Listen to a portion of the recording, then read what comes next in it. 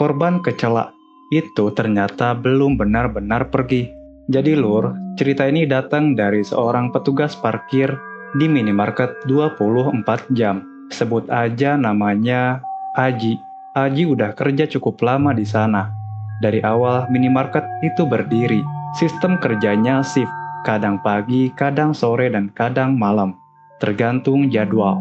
Minimarket itu ada di pertigaan jalan. Siang hari cukup rame.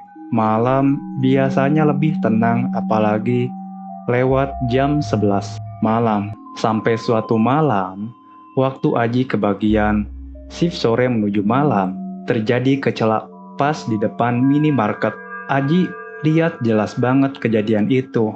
Dia bilang kronologinya gini, ada pengendara motor ngebut dari arah pertigaan, ada mobil yang masuk jalur, langsung belok tanpa ngurangi kecepatan.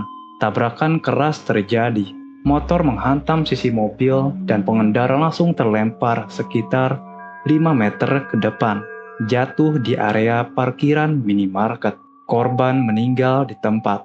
Aji lihat langsung kondisinya sebelum ambulan datang. Setelah kejadian itu, suasana pertigaan kerasa beda, terutama pas malam dan jalan mulai sepi. Beberapa minggu setelah kecelakaan itu, Aji dapat jadwal shift malam lagi. Malam itu hujan turun cukup deras. Waktu udah hampir jam 12. Parkiran kosong. Dari arah pertigaan, Aji lihat seorang pria jalan mendekat. Dia nggak bawa payung dan bajunya basah. Awalnya kelihatan biasa aja. Wajahnya pucat. Mungkin karena kehujanan.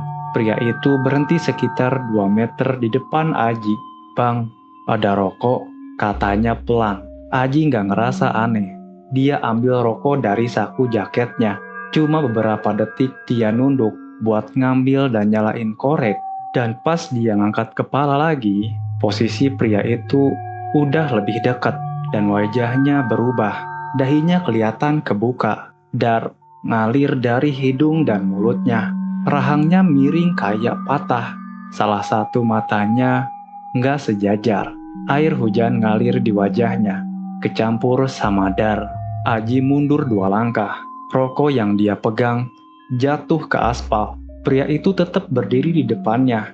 Dengan suara berat dan gak jelas, dia ngulang lagi ucapannya. "Bang, rokok." Waktu itu Aji sadar. Pakaian yang dipakai pria itu sama persis sama korban kecelakaan malam itu.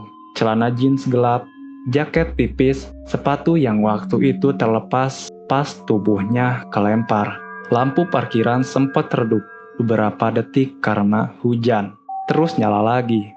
Dan dalam waktu singkat, sosok itu udah nggak ada. Parkiran kembali kosong. Aji pulang dalam keadaan nggak tenang. Besoknya dia demam dan izin buat nggak jaga parkiran dulu. Dia coba mikir, mungkin itu cuma sugesti karena pernah lihat korban kecelakaan dari jarak dekat. Tapi kejadian itu nggak berhenti. Setiap kali Aji dapat shift malam dan waktu nunjukin jam 12 tepat, dia selalu ngerasa ada seseorang berdiri di ujung parkiran. Kadang dia benar-benar ngeliat sosok itu, kadang cuma bayangan sekilas. Anehnya, pas Aji kebagian shift pagi atau sore, nggak pernah kejadian apa-apa. Seolah gangguan itu nunggu jadwal malamnya aja. Dan sejak kejadian itu, lewat jam 11 malam, minimarket kerasa lebih sepi dari biasanya. Menurut kalian gimana? Menurut kalian, kenapa sosok itu hanya muncul saat Aji shift malam? Apakah ini hanya trauma karena dia ngelihat korban langsung? Atau memang ada sesuatu yang tertinggal di pertigaan itu? Tulis pendapat kalian di kolom komentar. Sampai jumpa di part berikutnya. Jangan lupa follow buat dapat asupan horor di tiap malam kamu.